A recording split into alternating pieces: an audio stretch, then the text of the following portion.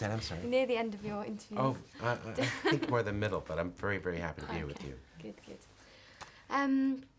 Hi, Sam, Raimi. Welcome to the fan carpet. How Thank are you. you today? I'm doing great, thanks. It's Good. great to be on your show. Good, good. Drag Me to Hell. I absolutely loved it, actually. I thought it was brilliant. Wow, thanks. You must be feeling quite relieved that that everyone's receiving it so well. And I'm starting to feel a little relieved, yeah. Yeah, good. After such a long gap, obviously. Is it true you started it 10 years ago with your brother? Yes, we wrote a short story, I think it was even more than 10 years ago, and we had written it just as a story to be read and then put it on the shelf, never intending to publish it. And only recently did we pull it back out and expand it as a screenplay. Okay, and not only have I had a few sleepless nights since watching it, I thought it was rather scary, but it's also very funny. How important is it to you to make an audience laugh in a horror film? Well, it's first primarily important to scare them. I mean, if it's a horror film, I think they went there to clutch each other in fear and grab their boyfriends and girlfriends and hide beneath their coats. If it's successful, that's the effect it has on the audience.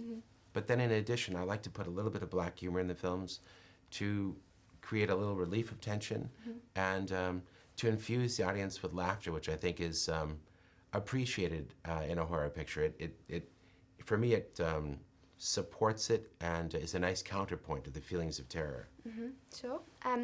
Obviously, The Evil Dead, 1981, a long time ago, but comparatively very low budget. How important do you think it is to have a high budget these days in horror films? Well, it's a great luxury for a filmmaker to have a higher budget so that they can afford tools like a crane or maybe develop a new technique in digital effects to thrill the audience in a way they haven't been thrilled before. But working in a very low budget is also a refresher course, at least it was to me, where I learned the importance of brevity. And I think it's safe to say you like working in the rain. Obviously, Spider-Man's iconic kiss, and then again in the end of this film. What is it about that you think works so well in a film, and how did Alison cope under those circumstances? Well, rain is beautiful. We all know beautiful to look at. Those backlit drops that come pouring down are beautifully filmic and mystical and magical. So, but it's not just about it being a visual, it represents something. In this case, the environment of the rainstorm represents the outpouring, the final cloud burst of Alison Lohman's character finally finding herself and taking action. It's been building up for the longest time and now it explodes, and that rain is an expression of her character's movement. Sure, and she was obviously thrown around all over the place. She was very wet, covered in stuff all the time. How was it working with her? Well, it's great working with a wet Alison Lohman versus a dry Alison Lohman. And she's a real hard-working actress. She's very believable and can really get into the character's head and react in a really realistic way. So it's great watching the monitor, watching her alongside the camera perform, because you get very pulled into the performance. And at the same time, when she has to endure all the physical abuse that this picture puts her through, she's a real trooper. She can endure a lot and keeps coming back for more. Brilliant, good. And I was wondering if any horror movies as a child that might have frightened you particularly? Horror movies as a child? Yeah, as a child. Sure. First one.